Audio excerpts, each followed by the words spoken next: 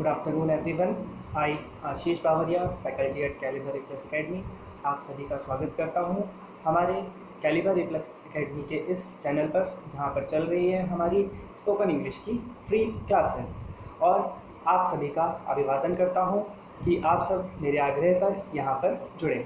So without wasting time शुरू करते हैं हम आज की हमारी पहली क्लास श्री राम का नाम लेकर श्री गणेश करते हैं इसका।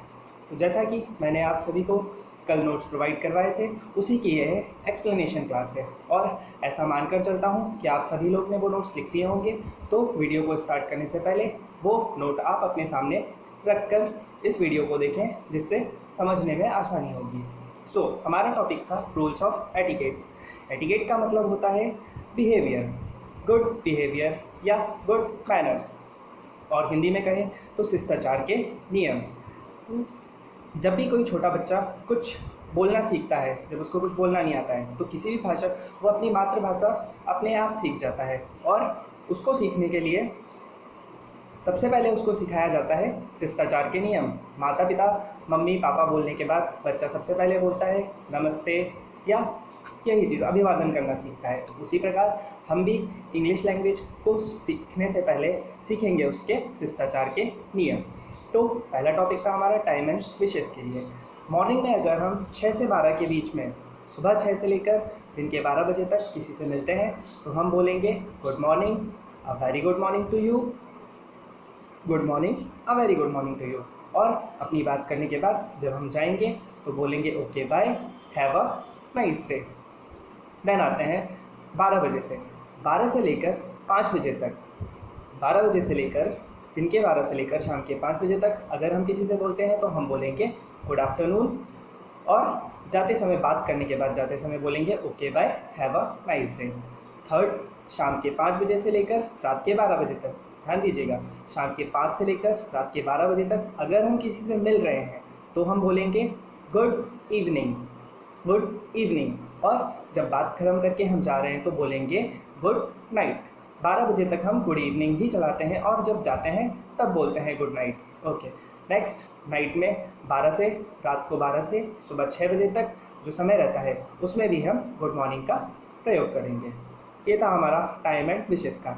आगे देखते हैं, जब किसी से हम चैट स्टार्ट करते हैं तो इनफॉर्मल तरीके से हम बोलते हैं हाय, हेलो, या फिर व्हाट्सअप। व्हाट्सअप बहुत ही ज़्यादा डिफरेंट तरीका है जो हम सिर्फ अपने फ्रेंड्स लोगों में बोल सकते हैं। इसको ऑफिशियली यूज़ नहीं कर सकते, हाय हेलो को ऑफिशियली यूज़ नहीं कर सकते। Okay, next, request. अगर हम किसी से कुछ रिक्वेस्ट कर रहे हैं तो हम प्लीज़ शब्द का प्रयोग करते हैं। प्लीज़ शब्द, प्लीज़ एग्जांपल के लिए please come here, please help me.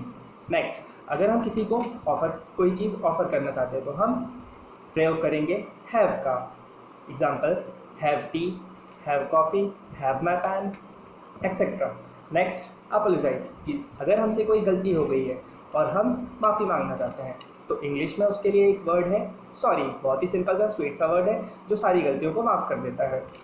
तो हम गलती की माफ़ी मांगने के लिए बोलेंगे I am sorry, I am extremely sorry. कोई बहुत ज़्यादा बड़ी गलती है तो बोलेंगे I am extremely sorry.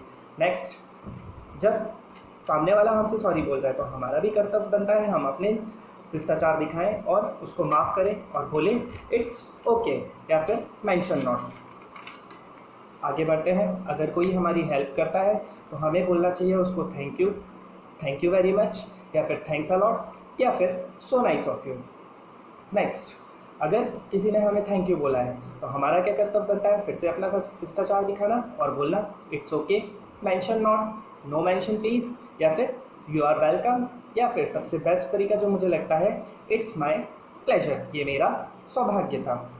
Next, कोई कुछ बात कर रहा है और उसको हमें बीच में इंटरप्ट करना है, रोकना है उसको, तो हम बोलेंगे एक्सक्यूज़ मी, या फिर आई एम सॉरी।